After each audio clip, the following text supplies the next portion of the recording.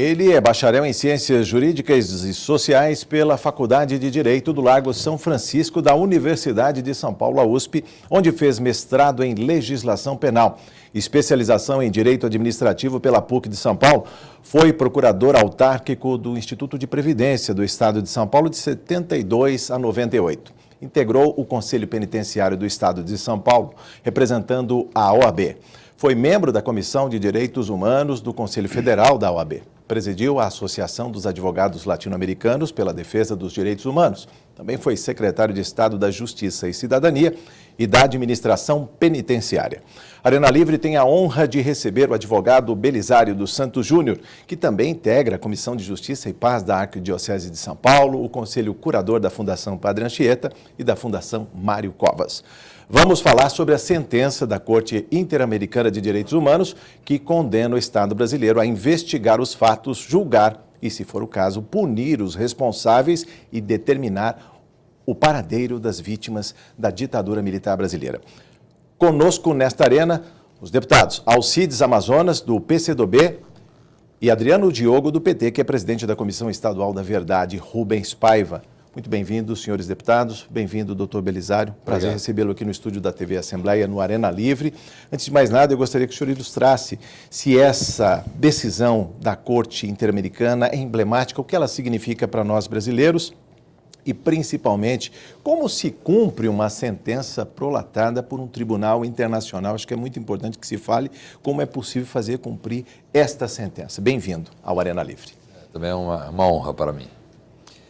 Bem, a sentença do caso Gomes Lunt, ela é sim, muito importante para o Brasil. Emblemática, se pode falar? Emblemática, sim, porque ela analisa, como outros casos da Corte Interamericana de Direitos Humanos, ela analisa o caso que foi submetido e ela analisa toda a situação de violação, de graves violações de direitos humanos.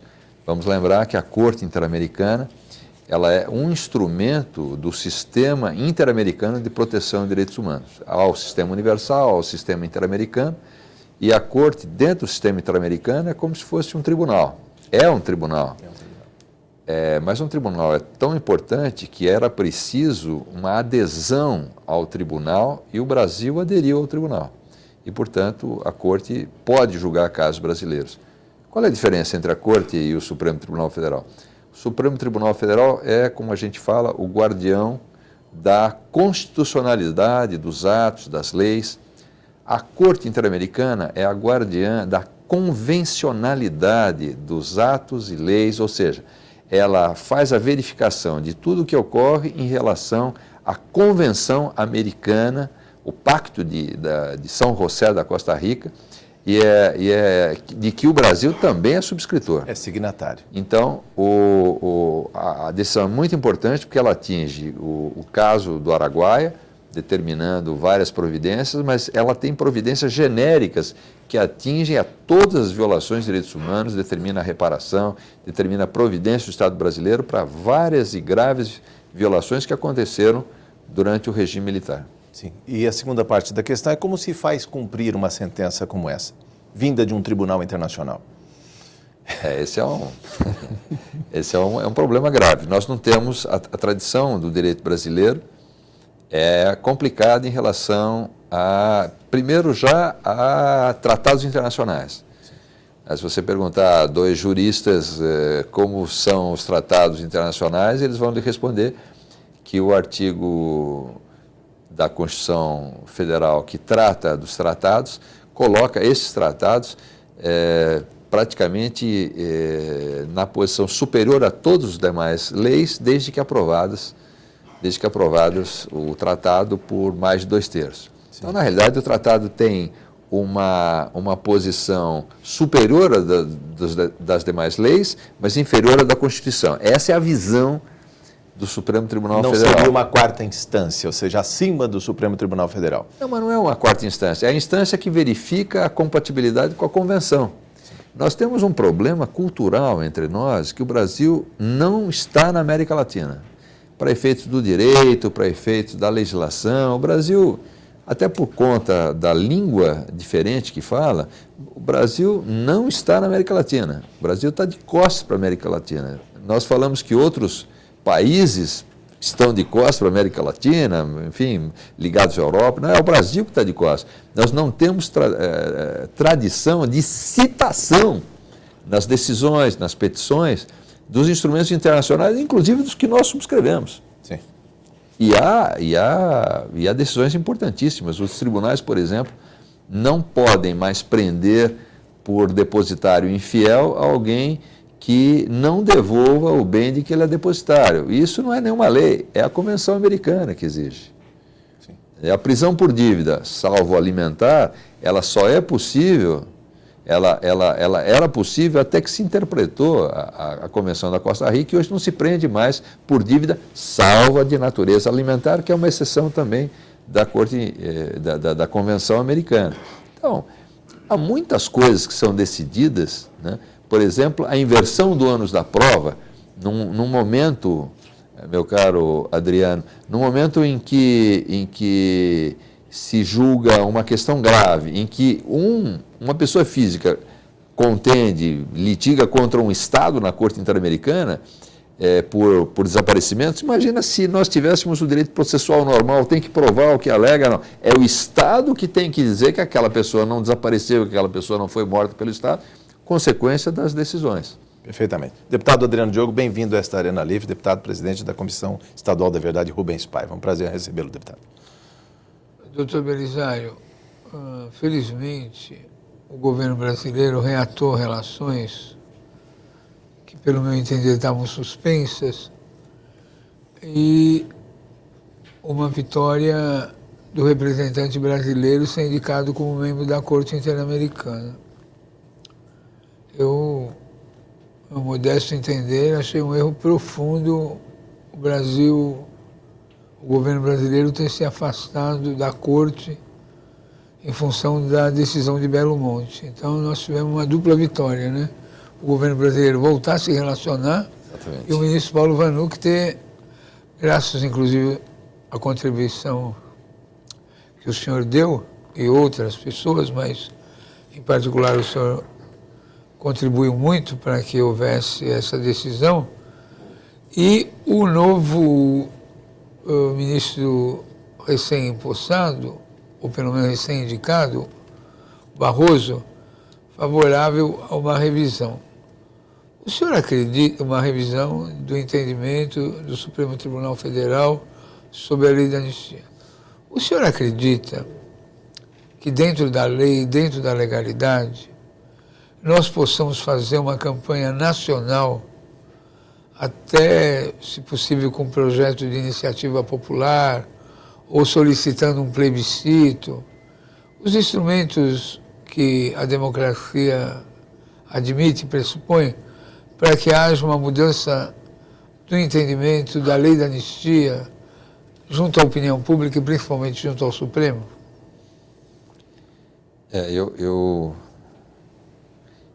Eu acho que nós temos duas coisas em relação ao Supremo que eu gostaria de comentar. Primeiro, que a questão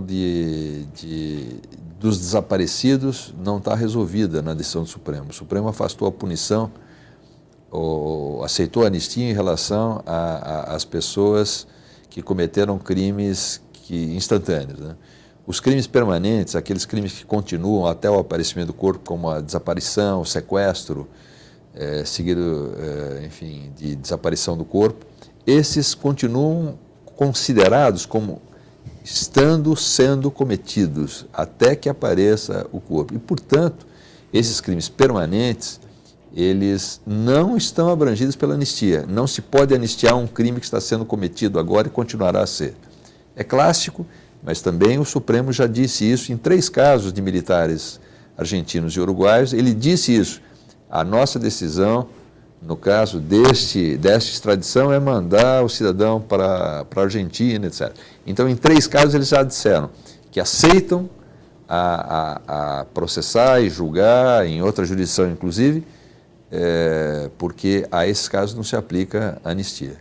A segunda coisa que eu gostaria de comentar é que há embargos de de declaração que podem ter feito. Embargos de declaração é perguntar sobre um ponto omisso. Como entre a sentença da Corte e os embargos de declaração mudou a composição, mudou fortemente a composição, pode ser que isto mude o julgamento, pode ser que, vamos dizer, se pronunciando sobre embargos de declaração, eles digam, reafirmem outros valores, né? E reafirmem, enfim, esclareçam pontos e podem mudar o julgamento efetivamente. Não é muito clássico num embargo de declaração, mas pode acontecer. Então é possível que eles afirmem algo diferente do que foi afirmado antes. Em relação à mudança da legislação, eu acho que é possível. Há uma iniciativa da deputada Luísa Irondina, há outras iniciativas, inclusive esta casa, e eu fui informado que há uma iniciativa de vários deputados, inclusive, sempre com a sua posição, vamos dizer, de liderança nesse tipo de projeto. Eu sei que há uma forte intenção, muita gente falando disso, quer dizer, de que coletar assinaturas para um projeto de uma lei que seria, como dizer assim, interpretativa, dizendo que a anistia não foi feita para torturadores. Minimamente, deputado, eu acho que esse tipo de iniciativa, ele mobiliza a sociedade. O que nós precisamos para efeitos de memória, meu caro deputado Amazonas, é não esquecer, não deixar que a juventude não entenda o que aconteceu lá atrás. Porque não lembrar o que aconteceu é o passo para repetir. As condições não estão dadas para repetir, né? Mas eu acho importante, sim, para que não se esqueça e, claro, se conseguir a finalidade, melhor. Deputado Alcides Amazonas, sempre bem-vindo a esta arena. Primeiro, é uma honra aqui para a Assembleia tê-lo aqui no programa Arena Livre.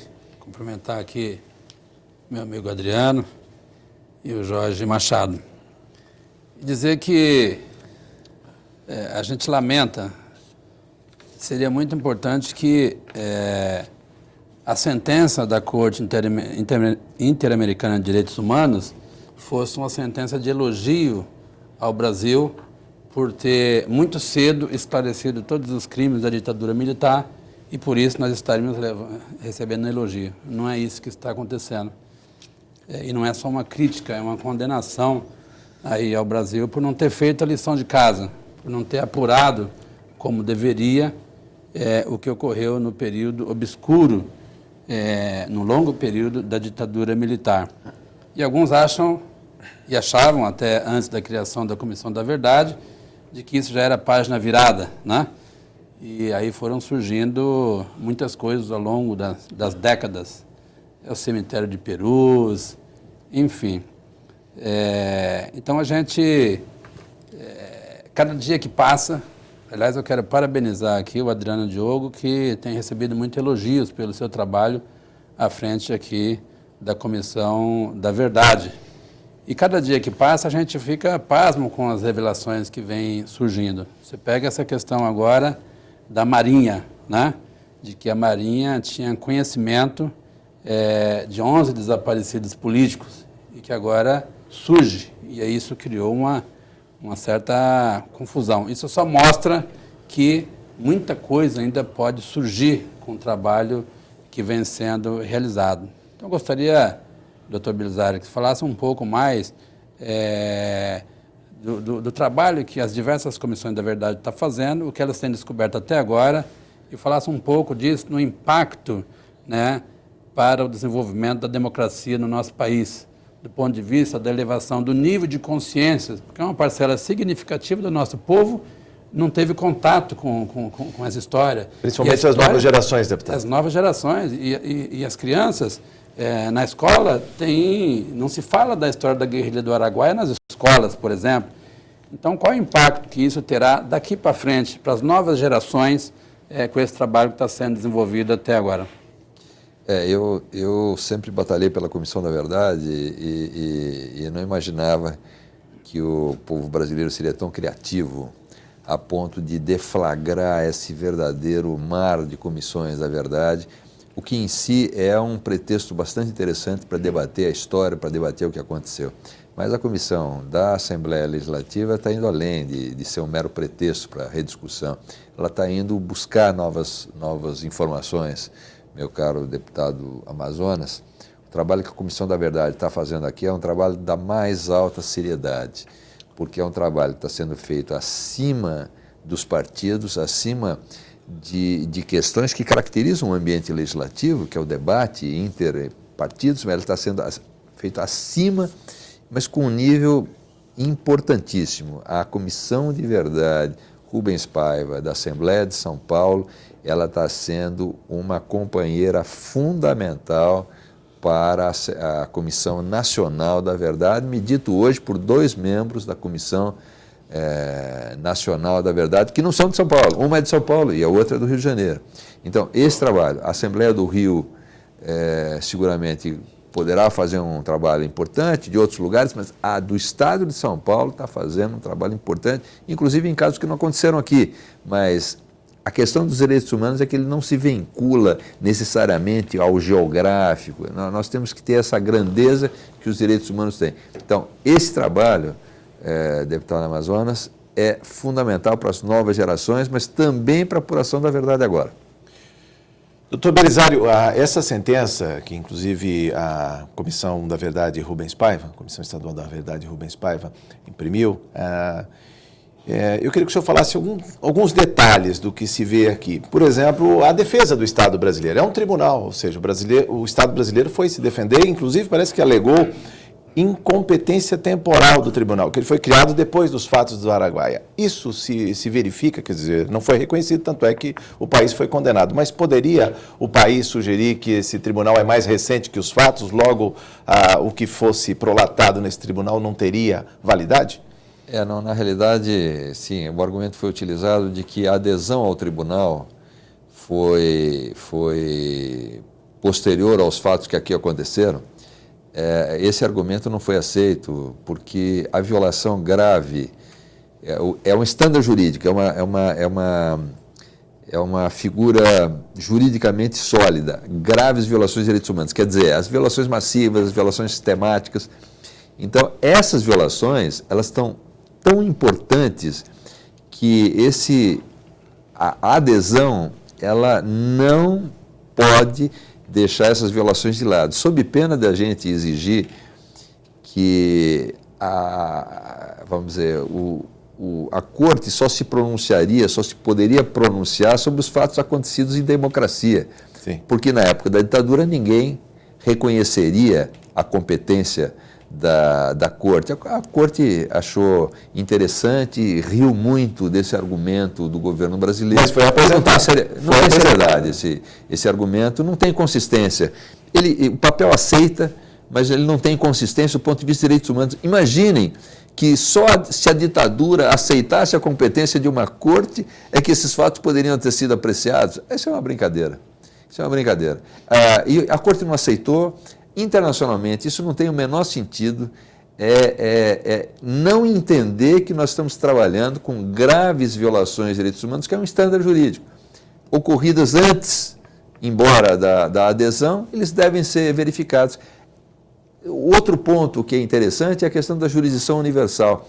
Assim, o Pinochet não praticou crime nenhum em Londres ou na Espanha, não importa, a jurisdição universal é um outro estándar jurídico, é um outro princípio que faz. Não praticou crime aqui, mas onde praticou não foi processado. Então, há princípios de direitos humanos que não podem ser esquecidos. Trabalhar a questão internacional com princípios de um direito feito para questões individuais, patrimoniais, é ignorar a normativa internacional, o momento internacional de reflexão sobre os direitos humanos. Eu fui testemunha nesse processo.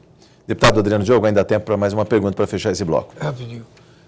Eu sou do PT, eu apoio a presidente Dilma. Eu acho que a Comissão da Verdade ter sido concebida por orientação e inspiração do Paulo Vanuc e PNH3 no governo Lula e nascido no governo da Dilma, tem tudo a ver.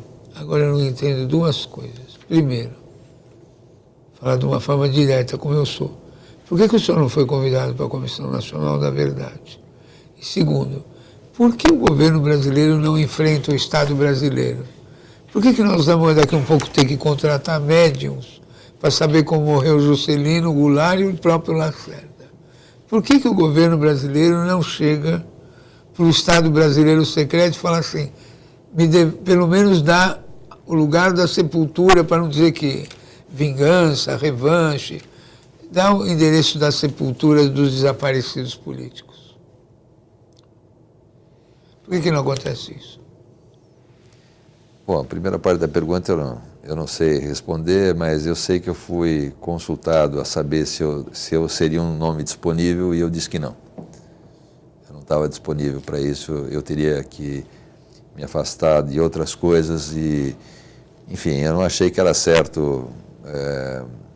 Enfim, fui consultado por pessoas, não tinha nada a ver com a Comissão da Verdade, fiz um exercício de reflexão sobre isso e acho que havia outras pessoas, como Azar, que comporão melhor a Comissão da Verdade.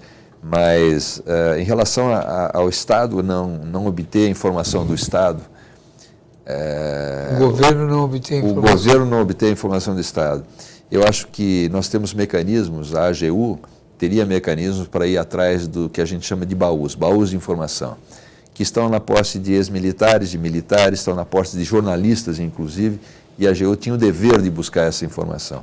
Mais do que isso, nós temos o dever de criar situações jurídicas para que pessoas deponham, para que pessoas digam, tragam informação, sem necessariamente prometer que vamos ou não condená-las, porque não se trata disso. A Comissão da Verdade não apura senão para a história e fornecerá esse material para a Justiça e para o Ministério Público, onde instâncias democráticas nas quais os militares e os civis, há muitos civis, talvez mais do que os militares, envolvidos nessas violações de direitos humanos, apresentarão sua defesa. A Comissão da Verdade não processará ninguém, ela deve receber esse material. Esse material deve ser, até em aulas, quando nós damos aulas, eu já ouvi confissões de militares, de filhos de militares, querendo que seus pais forneçam. Eu tive um caso muito curioso numa aula que dei, e um cidadão chorando pediu desculpas à classe porque a sua família tinha militares. Então vai haver, nós temos apenas que ter um tempo para que essa consciência se produza e acho que os ministros e os presidentes poderiam colaborar dizendo que será incentivada essa atividade. Mas o Brasil ainda está naquela história do militar de hoje que não investiga o militar de ontem, o advogado de hoje que não quer ouvir falar mal da ordem de ontem, enfim, é uma coisa do deputado que não quer falar mal do Congresso de ontem, é uma coisa muito corporativa. Nós temos que abrir mão disso, né? Na nossa Comissão da Verdade na Ordem, nós vamos verificar que falhas foram cometidas por advogados e pela ordem de antes, e isto será mencionado.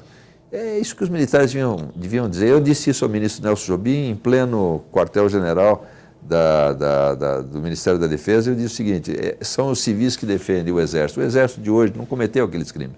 Quem cometeu aqueles crimes foram militares que achavam que defendiam, que, enfim, não sei o que eles achavam, mas que atuaram em defesa da segurança nacional, compondo as Forças Armadas e cometeram inúmeros crimes. A instituição não comete crime. E, portanto, a instituição de hoje não poderia abrigar os militares que cometeram os crimes ontem. Eu acho que deveria haver um exercício de busca da verdade. Agora, eu digo o seguinte, com justiça ou sem justiça, a juventude não vai aceitar. E a rede contra a impunidade que se forma não vai aceitar que os militares continuem usando mal a sua liberdade. Se um civil torturador, um militar que participou de tortura sair do Brasil, ele se arrisca às redes contra a impunidade que existem no Chile, na Argentina, no Paraguai, no Uruguai, na América Central, nos Estados Unidos, no México, na Espanha, na Inglaterra. Ou seja, nós diminuímos o espaço vital do torturador e aqui devemos processá-lo de qualquer forma. Não é condená-lo, é simplesmente levar à justiça. A justiça normal, a justiça que não tiveram os desaparecidos, os mortos, os perseguidos políticos. Nós temos que mostrar o nosso nível de cultura e de civilização e de generosidade, dando justiça às pessoas que negaram aos perseguidos políticos. No próximo bloco, vamos falar mais da sentença da Corte Interamericana de Direitos Humanos que condenou o Brasil no caso Araguaia. Voltamos em instantes.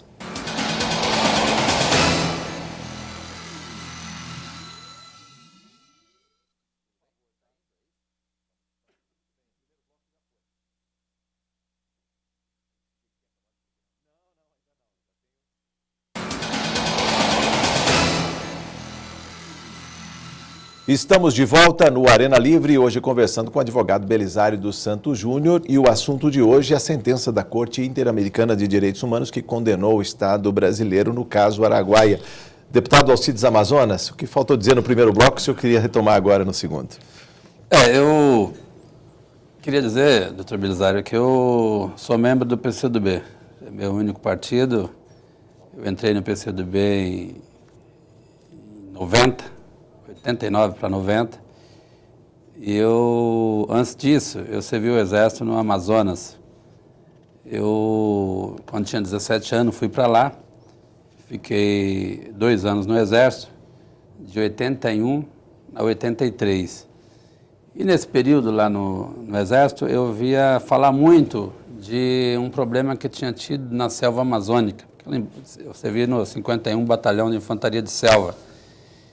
E eu ficava me perguntando o que aconteceu aqui na selva amazônica que eu desconheço. E perguntava para um ou outro soldado, os cabos, ali os mais amigos, e falaram, não, teve um problema aqui, mas a gente não pode falar o que aconteceu. O fato é que a gente teve que matar muita gente, mas a gente não pode falar sobre isso, né? E todo mundo desconversava. Eu já falei isso aqui para alguns colegas aqui da Assembleia. Então, nós do PCdoB, assim como toda a sociedade brasileira, tem muito interesse que se esclareça todos esses crimes que foram cometidos. O PCdoB é um partido que, no momento mais de radicalização da luta, organizou a guerrilha do Araguaia. Nós tivemos ali 70 companheiros e companheiras que desapareceram, tudo indica assassinados. Mas até hoje só dois corpos foram encontrados, 2 restos mortais de 2 desaparecidos foram encontrados. E a sentença da Corte, ela foca muito nessa questão do trabalho, do que aconteceu na guerrilha do Araguaia, mas eu penso que não é só isso.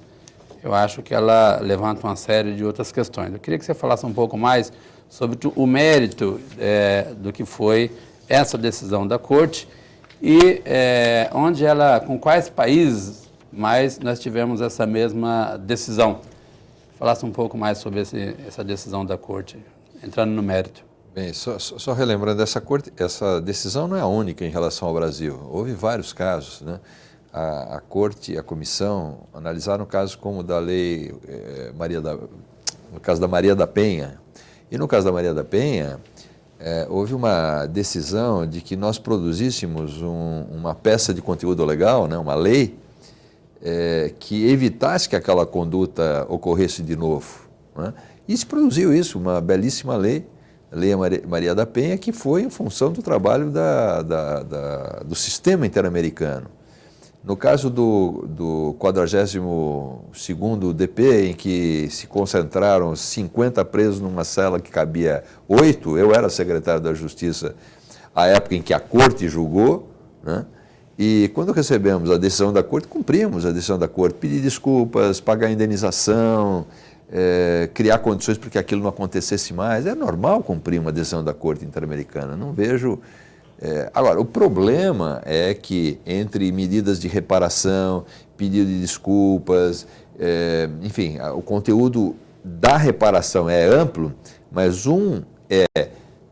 obter informações de onde estão os corpos dos desaparecidos, achar o lugar onde foram sepultados os mortos, apurar os autores das graves violações de direitos humanos, mas ninguém passa informação nenhuma. O Exército diz que não dispõe, os documentos foram queimados. O Exército Brasileiro, que guarda informações desde a Guerra do Paraguai, informações detalhadas sobre a Guerra do Paraguai. Eu já falei com militares que examinaram esses arquivos. Há arquivos importantes. Fechados até hoje? Os arquivos são do Exército ou são do povo brasileiro? Pois é, há arquivos importantes, não, que apuram essa história da Guerra do Paraguai, da participação na Primeira Guerra, na Segunda Guerra. Imagina se uma guerrilha do Araguaia, que foi uma coisa importante, que traz na memória viva dos combatentes do Exército e do povo do Araguaia, do Tocantins, enfim, daquela região. Imagina se isso não estaria documentado. As pessoas estão aí, as né? várias ofensivas, as técnicas e táticas utilizadas na guerra contra a guerra, como é que não poderia estar documentado? Deve estar documentado. Acontece que eles sepultaram, depois foram às sepulturas, tiraram daquele local e levaram para outro. Quer dizer, houve uma operação limpeza, chamada assim, operação limpeza no primeiro momento, enfim, isso é absolutamente ilegal. Cadê os registros? Não pode queimar registro. Se queimar, tem um procedimento. E não pode queimar qualquer registro. Registro que seja de operação militar, que seja de operação que interessa a segurança nacional, que interessa a cidadania, não pode ser queimado. E eles queimaram com base num decreto que era menor, aí, que permitia queima de ordem do dia. Não eram ordens do dia, redefinia a vida ou a morte das pessoas. Então, isto não ocorreu. Houve uma operação, inclusive, do Ministério Público ao local, em que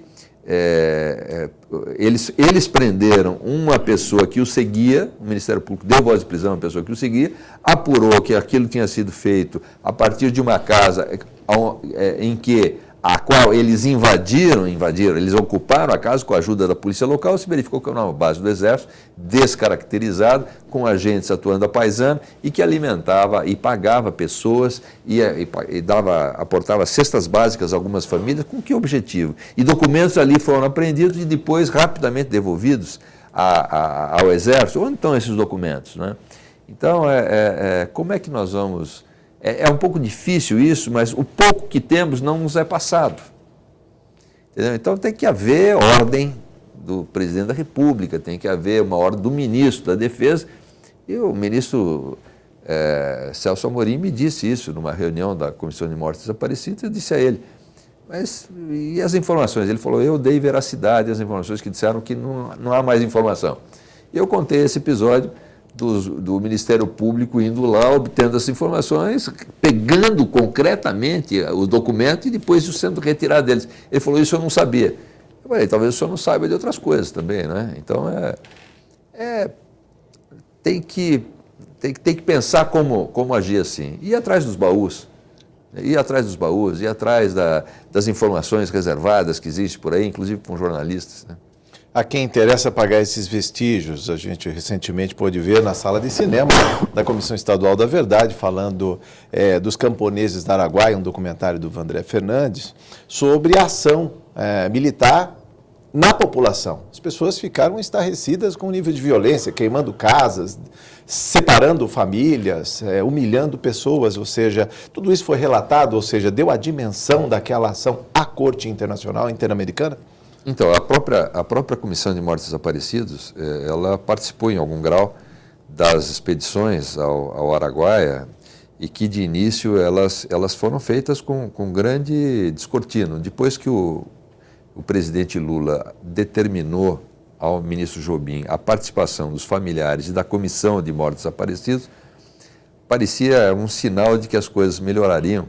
Mas este ano, há meses atrás, nós, numa reunião conjunta da comissão com 3 ministros, pedimos e obtivemos a decisão de que fosse paralisada essa operação. Essa operação só trabalhava para amenizar a posição do Brasil na Corte Interamericana, porque ela não tinha resultados. Só haverá mais resultados com informação específica, porque o resto, o aparato científico nós temos, nós precisamos de informação.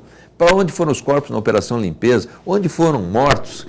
Quais são os militares que ainda estão vivos e que participaram daquelas operações? Por que não abrir isto? Eu não falo aí nem de Operação Justiça, mas saber onde estão os mortos. Isso é fundamental para o direito à reparação. A vítima deve ser principal nisso. Muitas vezes o governo brasileiro conduziu o processo de reparação sem participação da vítima. Isso não é admissível na normativa internacional. A vítima tem, na justiça restaurativa, a vítima é a primeira, a vítima é a razão de ser de um processo de justiça desse porte. Sim. Ainda, deputado Adriano Diogo. O doutor Belisário, os 70 desaparecidos do Araguaia foram degolados. Os 2 reconhecidos, a Maria Lúcia Petit e o Bergos, foram devolvidos os restos mortais do crânio, né, da Maria Lúcia Petit, mais cruel ainda que devolveram embrulhada numa cesta de paraquedas. A degola era um instrumento do procedimento militar da Guerra do Paraguai e até o contestado. No começo... Na luta contra o Conselheiro também. Conselheiro foi degola também, né? Foi Guerra do Paraguai, Canudos e contestado. Canudos, Farroupilha também foi degola. Foi pela degola, né? Então, aí no Araguaia eles repetiram a degola. Degolaram todos. Doutor Belisário, aonde isso encontra parâmetro? Porque o senhor fala assim, tenhamos paciência.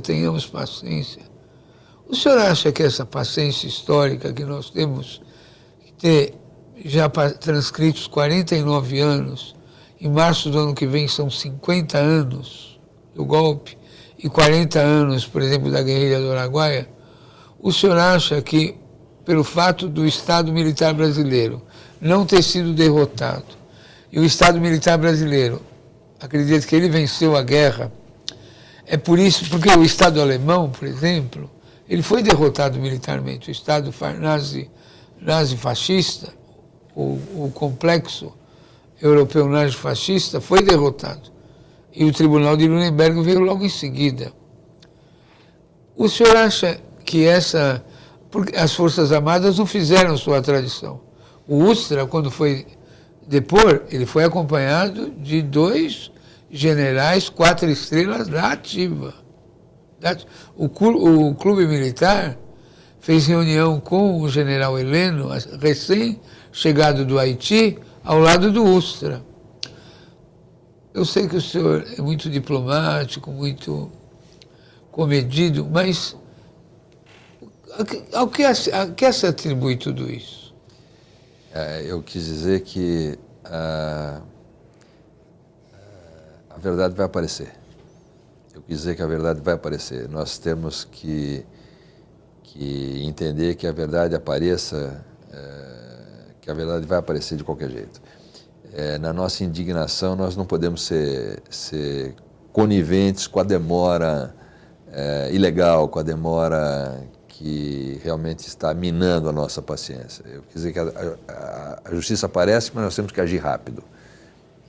Reparo isso, agradeço a chance de fazer isso. Eu quero dizer também, a questão da degola. A degola é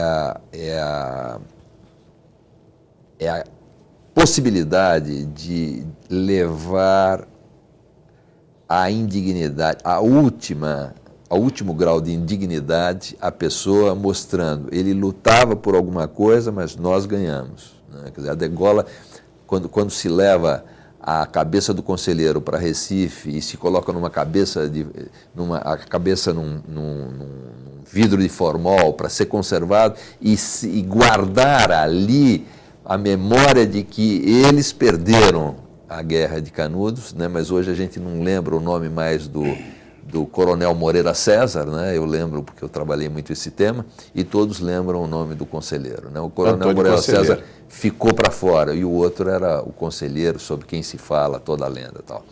Mas eu acredito que, na essência, a sua pergunta, ela visa saber como é que nós vamos tocar hoje para frente esse processo.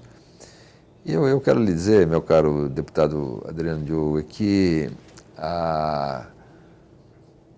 essas restrições que foram criadas absurdamente ao trabalho da comissão, das comissões da verdade de forma geral, essa sonegação da verdade, esse desaparecimento dos cadáveres, etc. Isso não seria suficiente se a cidadania brasileira tivesse se insurgido contra isso e tivesse exigido uma outra posição. Não houve isso ainda. Essas comissões da verdade, elas começam a trabalhar os jovens hoje, a nossa comissão aqui da Assembleia, ela começa a trabalhar o jovem, mas nós convivemos hoje com uma cidadania que aceita o passado. Você citou a Alemanha. Os alemães se envergonham do passado nazista. Eles pedem desculpas continuadamente. Nós não nos envergonhamos da tortura, nós, cidadania brasileira, nós não nos envergonhamos da tortura, nós, por vezes, até negamos a tortura. E, mais recentemente, muitos militares, eu me enfrentei com um general outro dia, que diz, a tortura não existiu, ela é difundida como uma história mentirosa contada pela oposição. Mas já há militares que dizem que a tortura existiu sim e era necessária.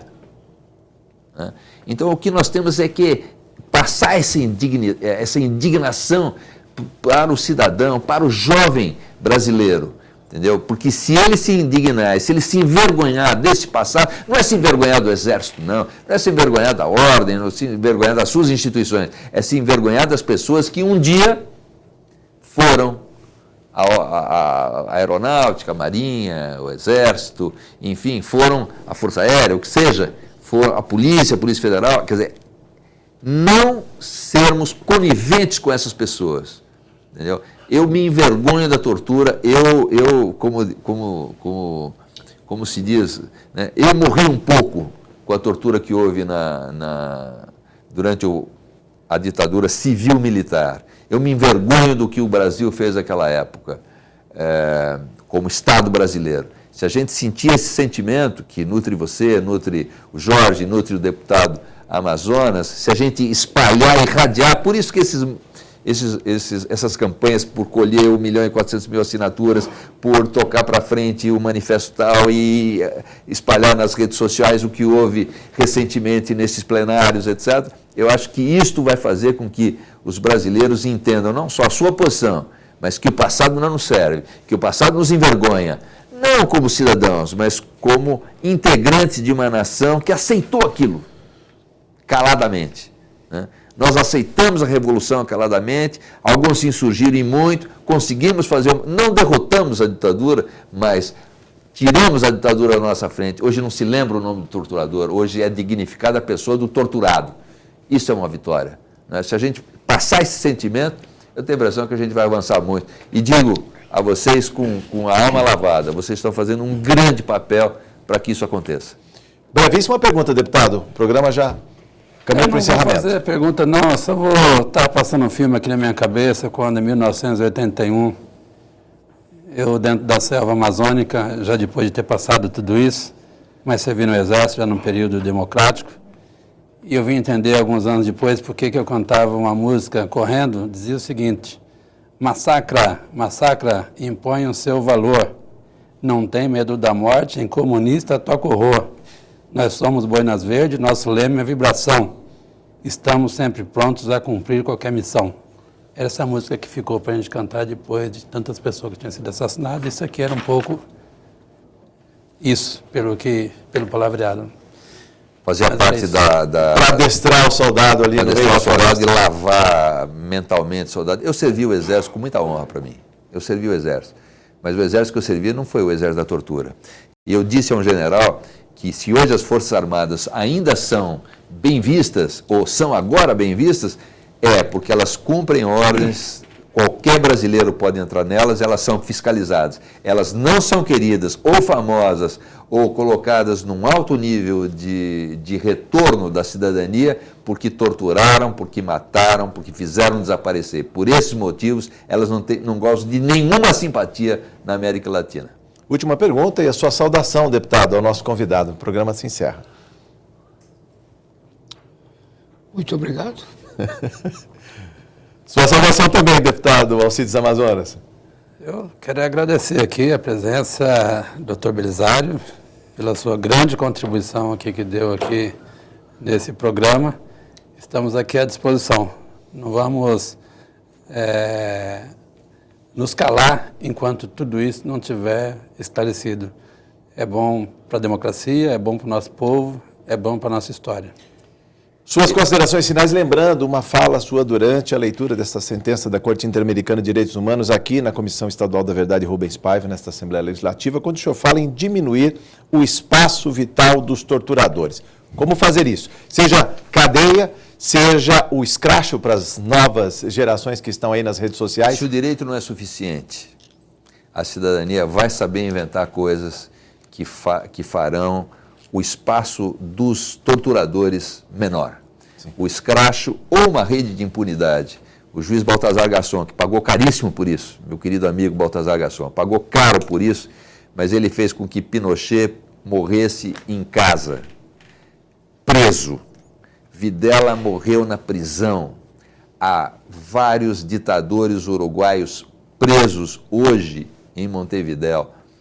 E isso é possível por uma rede, que é uma rede que se forma a partir das consciências, que se forma a partir da militância, que é o cidadão que cometeu essas graves violações de direitos humanos, ele não vai ter uma vida normal. Não vai para Bariloche, ele não vai levar as crianças para Disney, não vai